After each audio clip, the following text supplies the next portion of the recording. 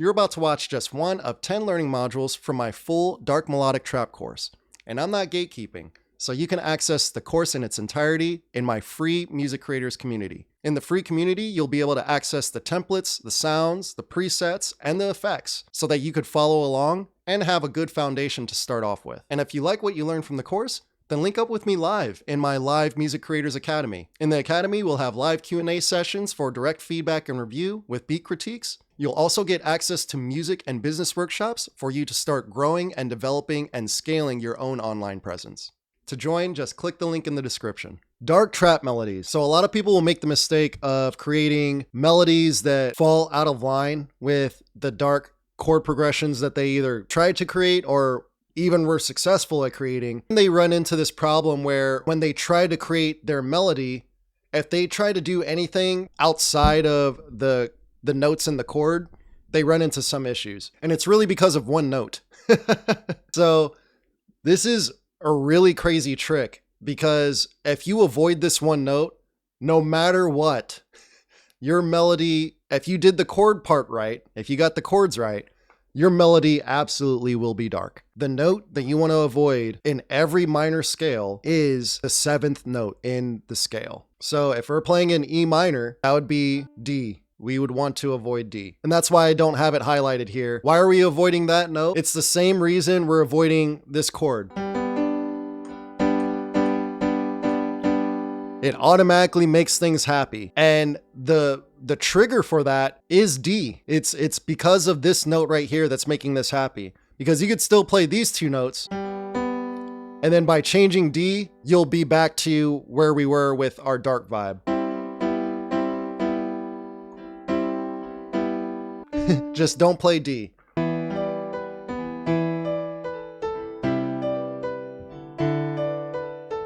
That doesn't sound dark, does it? And it's because of this note. We're hitting that note and we shouldn't be. But if we played any other note and played everything exactly the same, dark. Let's, instead of playing the note under it, let's play the note above it.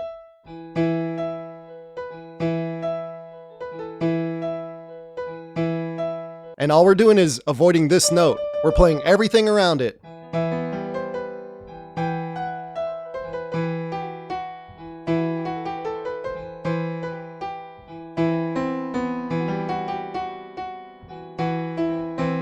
And as soon as we hit D, it's gonna ruin it.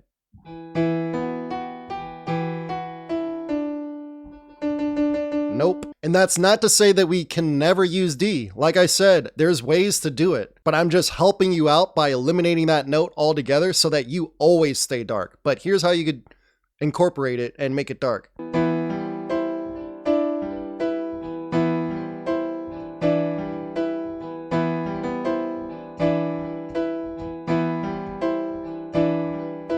And I wouldn't say that that's necessarily dark. It's more melancholic. Why I just eliminate that note altogether when it comes to teaching people how to make dark trap, because it could turn your dark chord and make it sad. So this is how you make sad melodies, by the way, incorporating the 7th note in the scale, and then incorporating that chord as well, the 3rd chord in the scale, in your minor scale.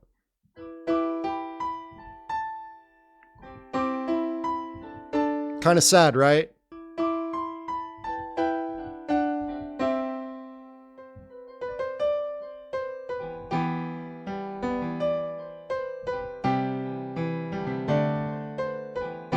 It's because of this.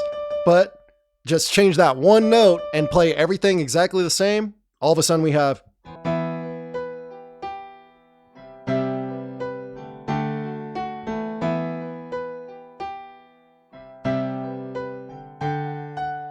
that almost sounded more triumphant. As long as you're avoiding that note, you could really do quite a bit in terms of exploring with your melodies. You could play the notes within the chord, you could play notes outside of the chord, but here's a breakdown of the different types of melodies that work really well with dark trap music. Number 1, arpeggios, but not your FL Studio arpeggiator that where arpeggiates up or down or back and forth. You can't be using the simple one note arpeggios.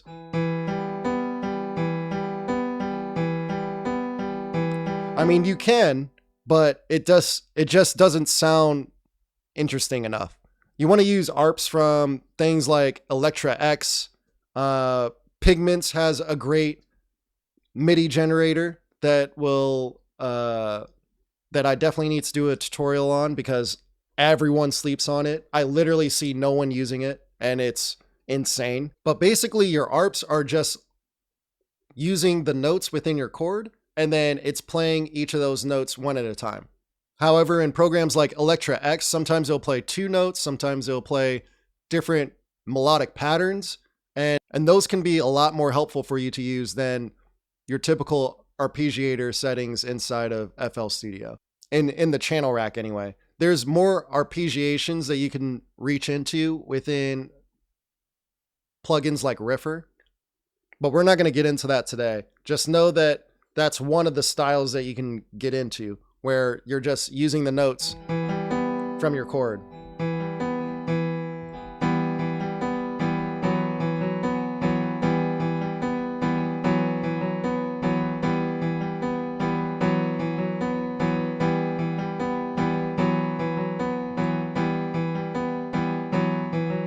So right there, I'm combining the two. So that's why I don't like using a traditional ARP. I like just playing this out or clicking it into the piano roll for people that can't play the keys. You're better off just creating your own pattern, your own rhythm off the top of your head and switching in between just playing the full chord and then breaking up the notes and then moving on to your next chord.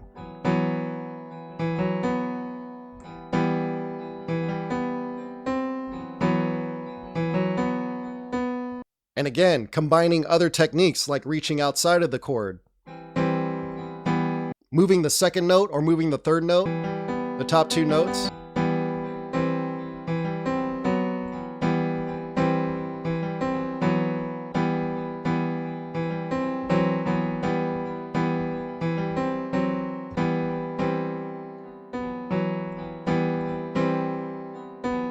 So you could see that we're coming up with all kinds of combinations and we're not really moving into a lot of different chord choices. We're just sticking with a couple chords and then just moving some notes around in between those chords.